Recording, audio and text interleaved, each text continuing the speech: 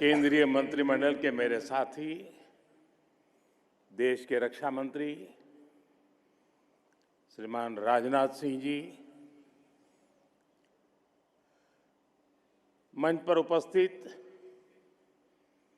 अन्य सभी महानुभाव, देश भर से आए एनसीसी, एनएसएस के कैडेट्स, डब्ल्यू आर्टिस्ट, राष्ट्रीय रंगशाला के साथी और मेरे प्यारे युवा साथियों, आप सभी की मेहनत यहां नजर आई है।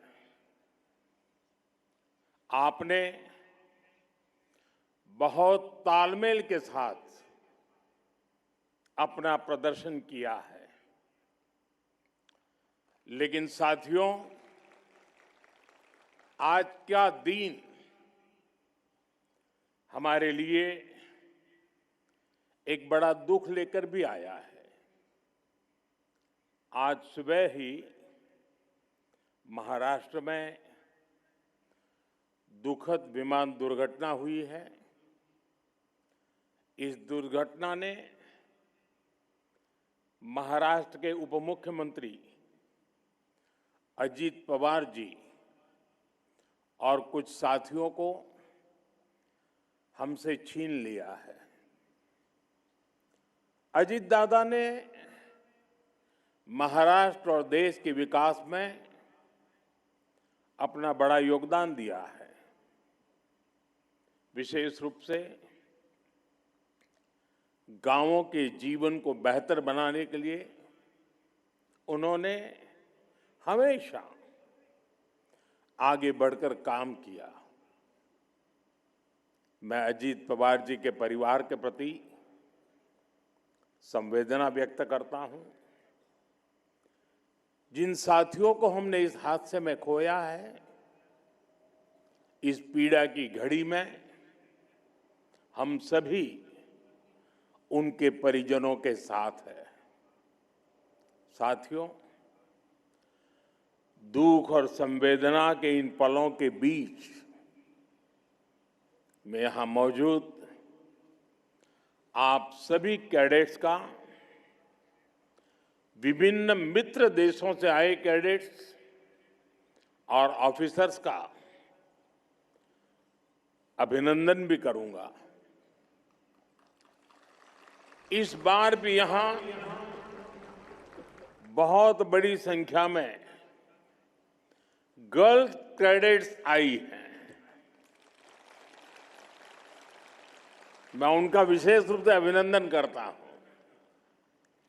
साथियों, एनसीसी एक ऐसा संगठन, एक ऐसा आंदोलन है जो भारत की युवा शक्ति को आत्मविश्वासी बनाता है,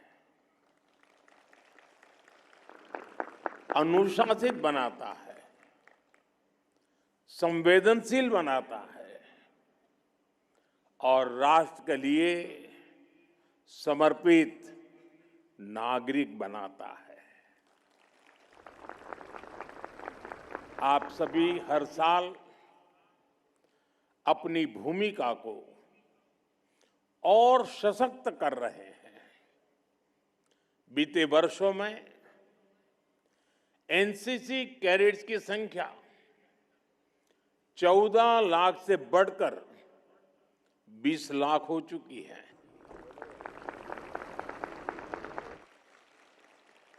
खासकर हमारे बॉर्डर एरियाज में,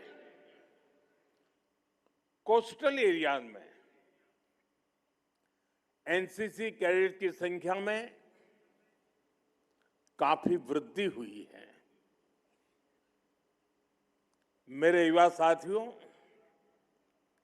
एनसीसी युवाओं का मंच है और इस मंच पर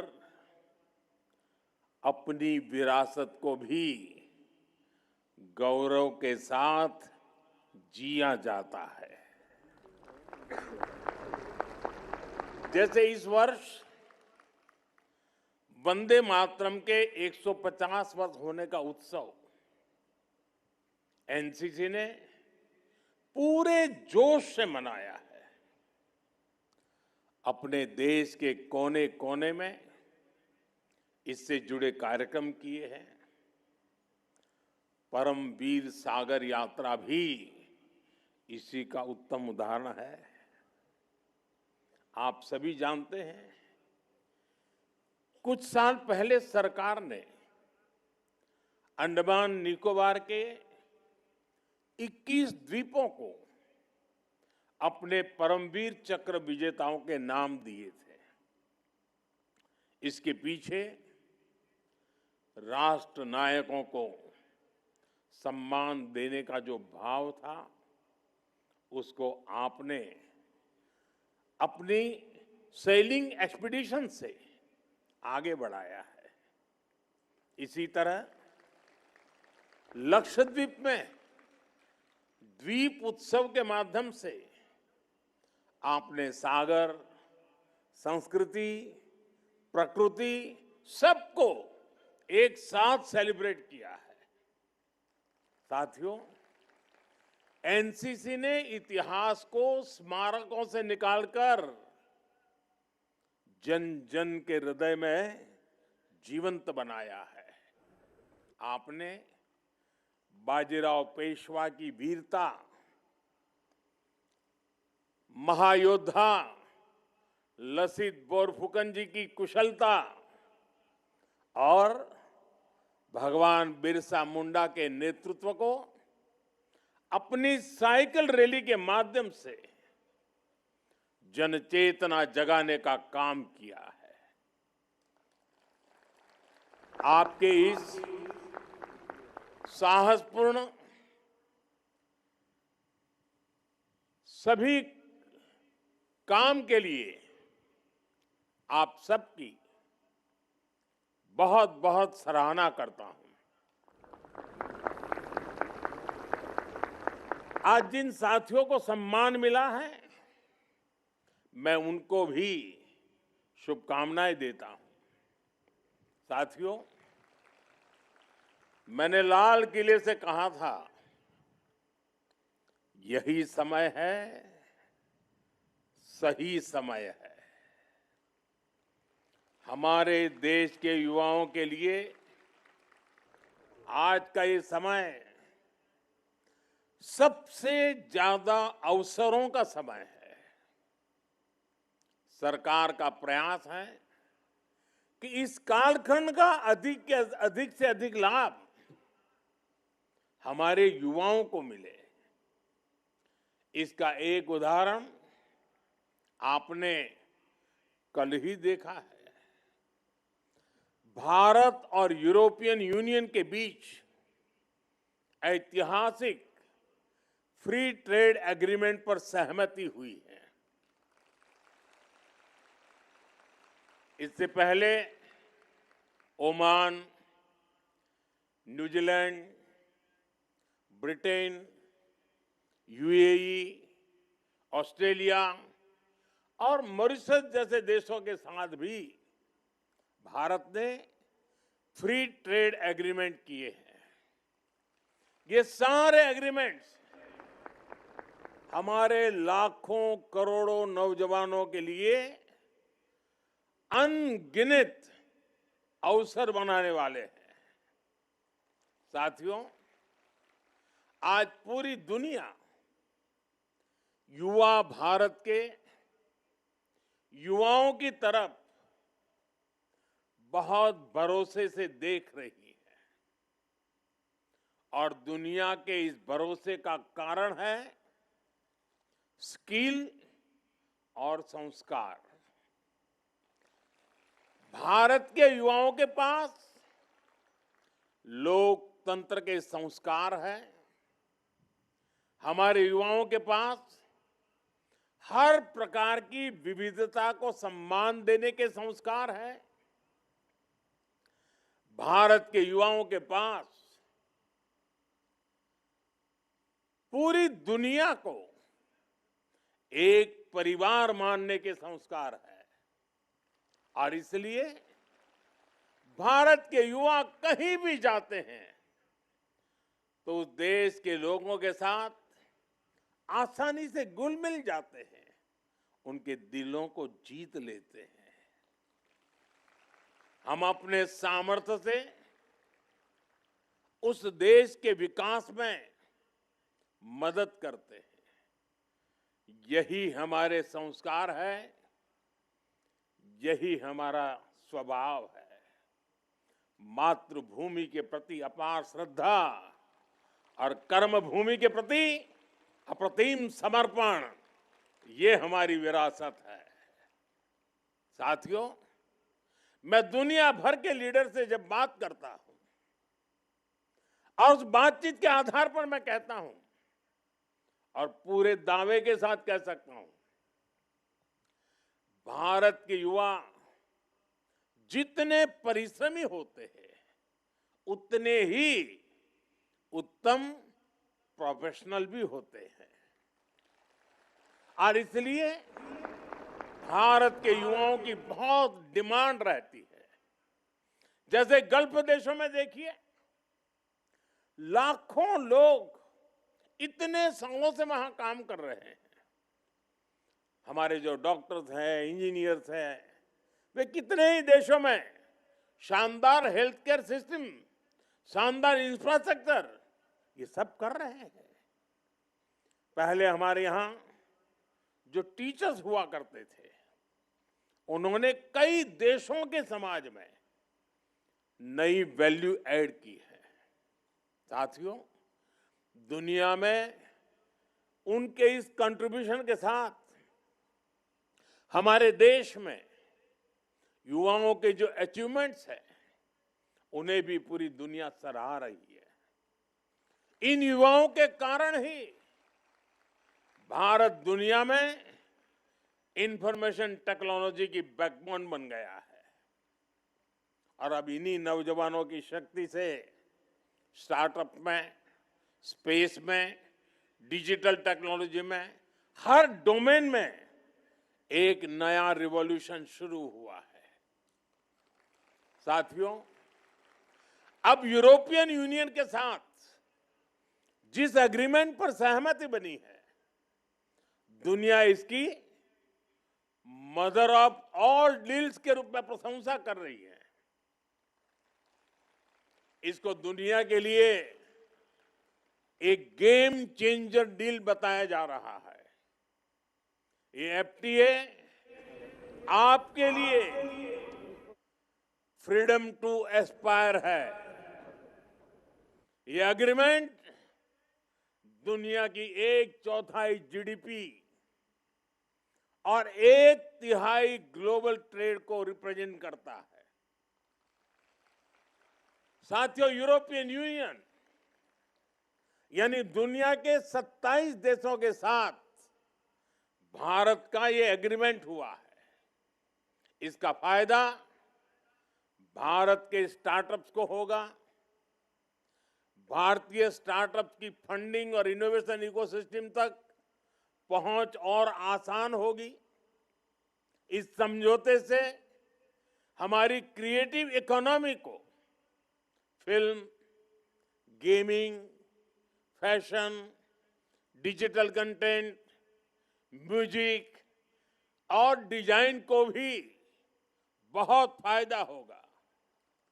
और साथ ही भारत के नौजवानों के लिए रिसर्च और एजुकेशन से लेकर आईटी और अन्य प्रोफेशनल सर्विसेज में भी अनगिनत नए अवसर बनेंगे।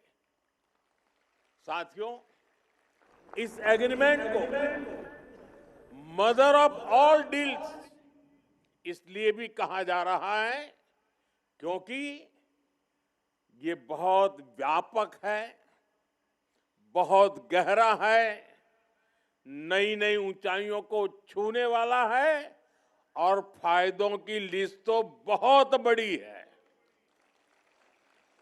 इससे आत्मनिर्भर भारत अभियान को गति मिलेगी।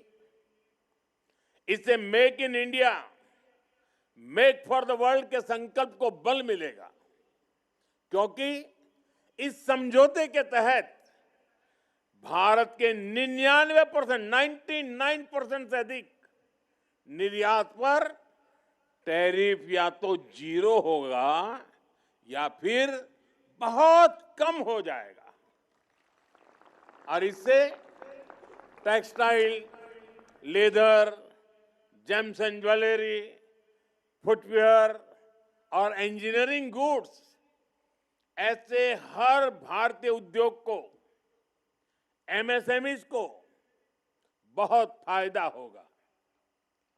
हमारे बुनकरों, हस्तशिल्पियों और छोटे उद्यमियों को सीधे 27 यूरोपीय देशों के विशाल बाजार तक पहुंच भी मिलेगी। साथियों, इस डील का एक और मजबूत पक्ष है, इससे भारत में ज्यादा निवेश आएगा। देश में नए इंजीनियरिंग, इलेक्ट्रॉनिक्स, केमिकल, फार्मा और अन्य मैन्युफैक्चरिंग प्लांट शुरू होंगे।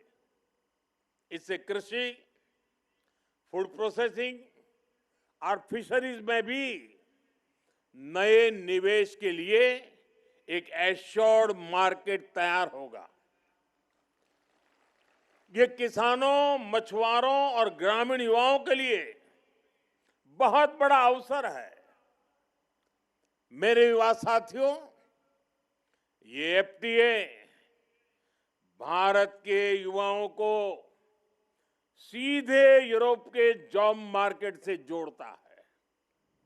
विशेष रूप से engineering, green tech, design, logistics और एडवांस मैन्युफैक्चरिंग में अनेक अवसर बनेंगे।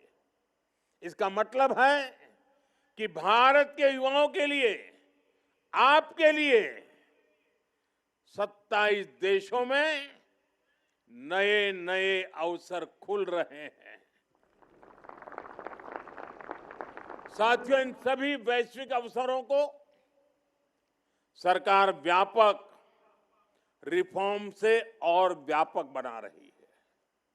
आज देश जिस रिफॉर्म एक्सप्रेस पर सवार है, वो युवा शक्ति के सामने हर रुकावट को दूर कर रहा है और देश के सामने बढ़ते ये अवसर एनसीसी से जुड़े आप सभी युवाओं में ये संस्कार, ये अनुशासन आपके लिए तो ये जैसे सोने पर सुहागा है।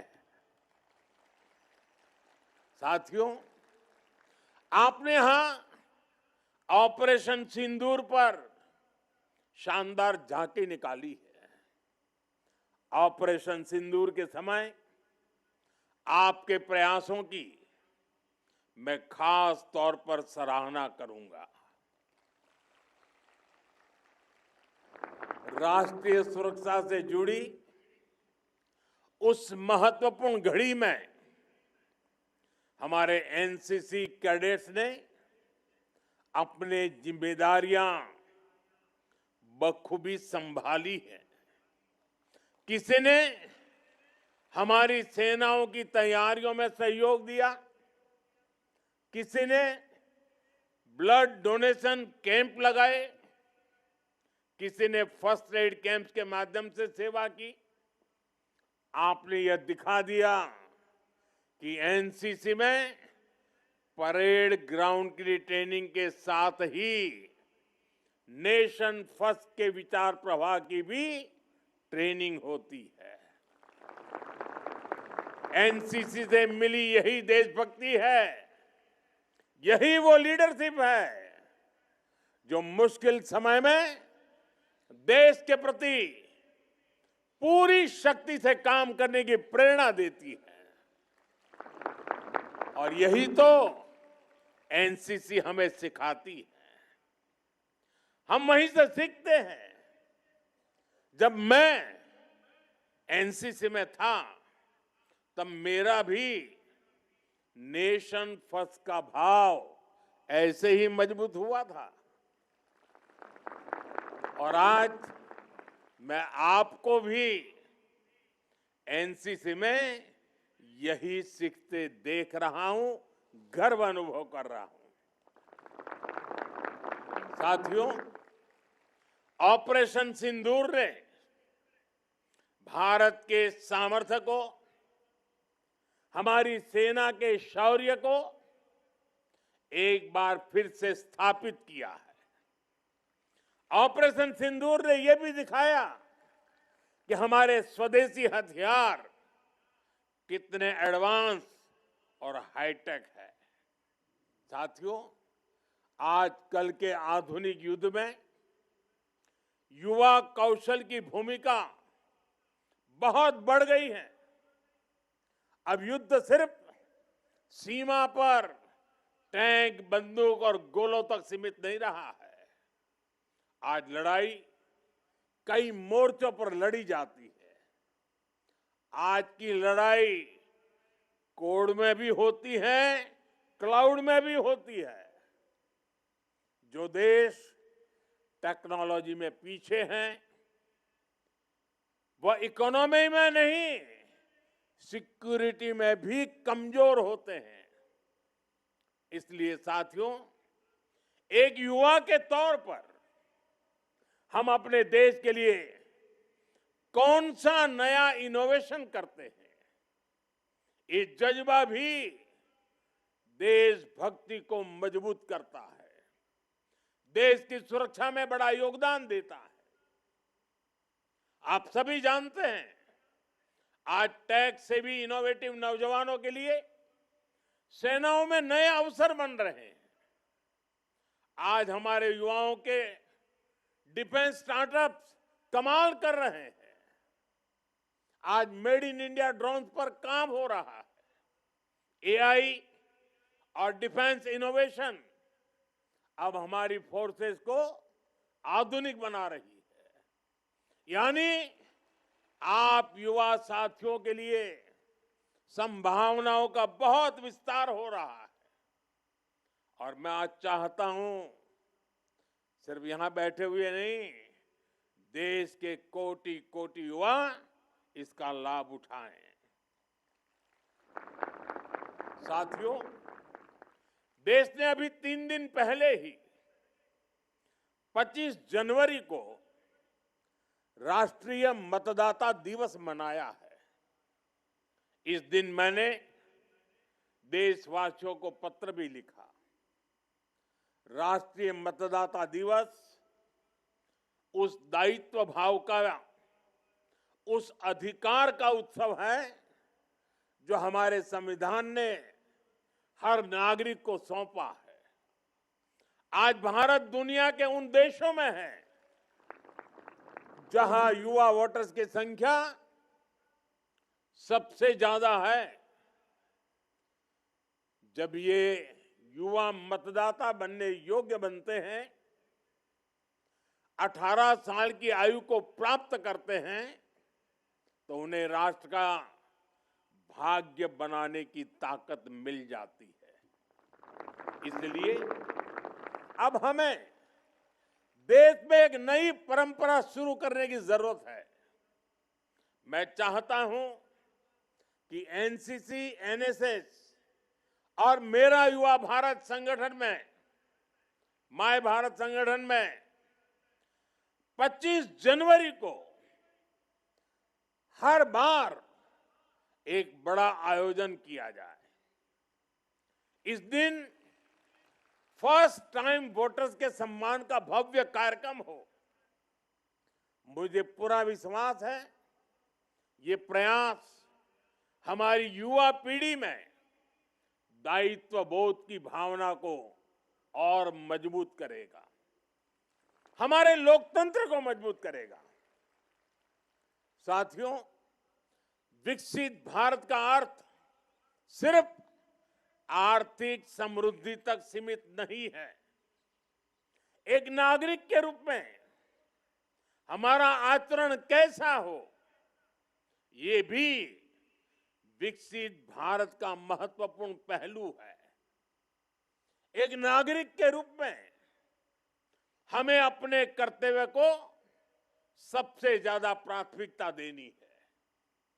जैसे आप देखिए, स्वच्छ भारत अभियान शुरू करने में भले सरकार का योगदान हो, लेकिन उसको आगे अगर किसी ने बढ़ाया है तो मैं गर्व से कह सकता हूं कि इसको आगे बढ़ाने का काम हमारे देश के नागरिकों ने किया है, युवाओं ने किया है, छोटे छोटे बालकों ने किया है।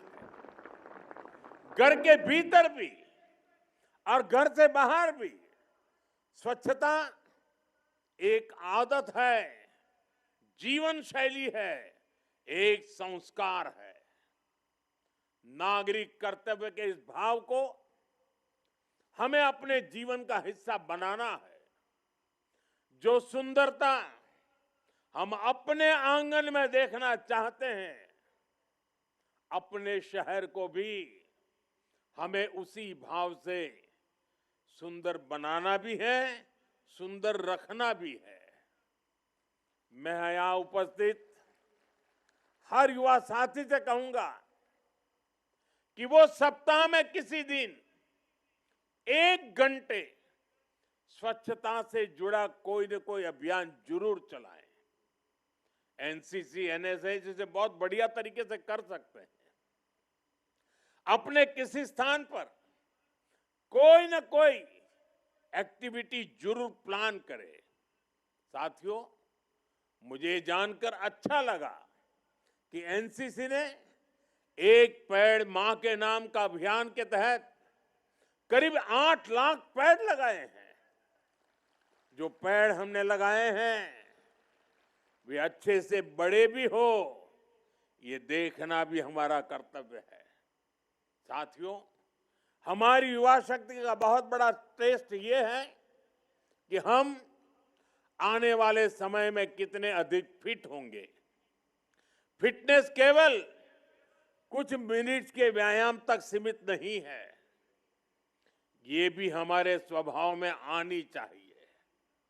हमारे खान पान से लेकर हमारी दिनचर्या तक एक अनुशासित जीवन शैली भी आवश्यक है।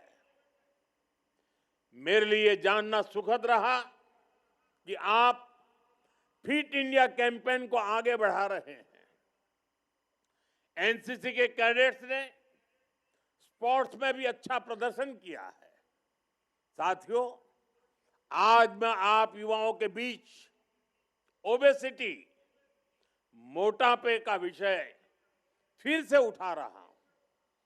स्टडी कहती है कि आने वाले समय में भारत में हर तीसरा व्यक्ति मोटापे का, ओबेसिटी से परेशान हो सकता है। मोटापे की समस्या से देश में डायबिटीज, ब्लड प्रेशर और ऐसी कई बीमारियों के खतरे भी बने रहे हैं। इसका सबसे बड़ा प्रभावित वर्ग हमारा युवा हो सकता है। इसलिए आवश्यक है हम अभी से सतर्क रहें। हम अपने ऑयल इंटेक को कम करने का प्रयास करें। मैंने कुछ समय पहले खाने में तेल की मात्रा 10% कम करने का आग्रह किया था। आज आप सभी युवाओं से मैं फिर वो आग्रह दोहराऊंगा। साथियों, एनसीसी आपको सिर्फ कदम ताल नहीं सिखाती, ये संगठन आपको एक नागरिक के तौर पर जिम्मेदारी के साथ जीना सिखाता है। यहां आप वो स्किल्स, वो वैल्यूज सीखते हैं जो आपको एक बेहतर नागरिक बनाने में मदद करती है। आपको गणतंत्र दिवस समारोह में जो अनुभव मिलते हैं वो आपके व्यक्तित्व को और निखारते हैं। आप जीवन की हर परीक्षा में सफल हो, विकसित भारत के निर्माण में आपका योगदान निरंतर निखरे। आप सभी को बहुत बहुत शुभकामनाएं।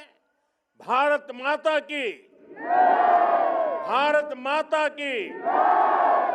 और देश जब आज वंदे मातरम 150 में लीन हो चुका है, तब आइए वंदे वंदे वंदे वंदे वंदे वंदे वंदे